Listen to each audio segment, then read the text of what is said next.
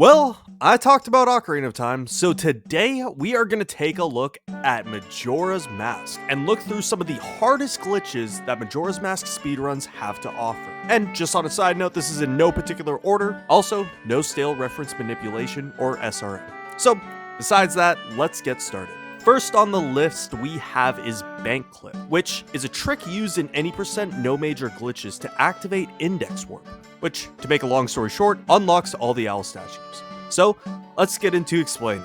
First, get this angle, backwalk into this corner, / drop bomb, get ISG. Pause buffer to this exact frame, drop the bomb while backflipping, walk forward, and get this exact frame, and do a few inputs which allow you to jump / here. Throw a bomb behind you, then pull another bomb, hover off the first bomb you threw, then mega flip onto the second one. Catch yourself with a bomb chew, and then do your last mega flip, and there you have it. Bank Clip is done. This trick is wild.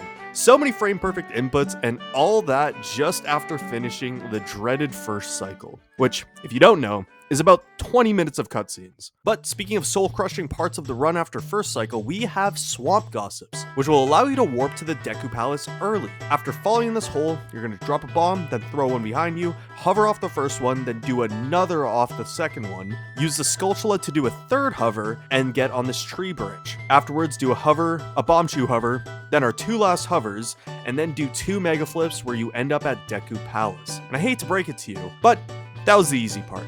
We need to talk to the monkey. And this next part is on a bit of a time crunch because this floating platform is getting away from us, so we gotta get there as quick as possible. So we're gonna get ISG, hover on this half wall, then do a staircase hover only using bombs. Not only you have to perfectly time 3 bomb throws, but also perfectly place them. Then time the backflips to perfection and side hop just to magically end up on the platform. Then take a jump that doesn't look like you'll make it, and then you're done.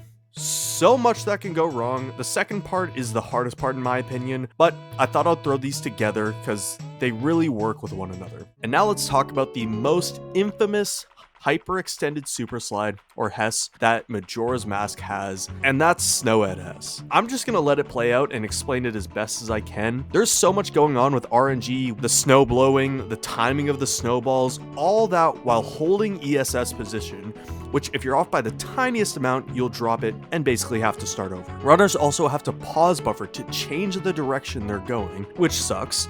This is one trick I learned, and I only get it every 5 attempts at best, but as for the pro runners, they go all the way into the entrance if they don't screw up, and get a tiny bit lucky, but that's it.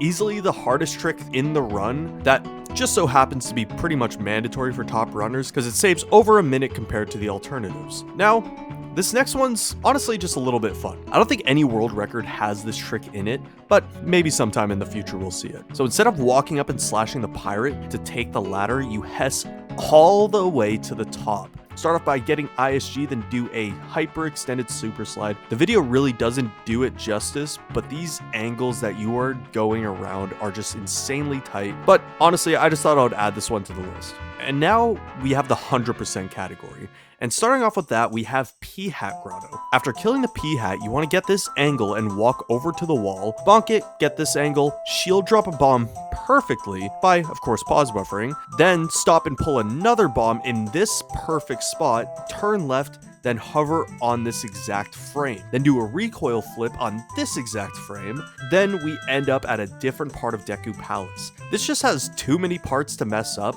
by only being a frame late or 1 frame early. And like Bank Clip, this is really early into the run. So it's a quick and easy way to send yourself back to first cycle. And now lastly, let's end on a fun note. In the Deku Playground, you'll normally use the Deku flowers to collect all the rupees, but instead, I found this strat online by using so many tight timings and movement, you can make your way around these platforms without even using a single flower, aside from the one at the start. Now, I couldn't find this in any runs, but I just thought it was such a cool strat.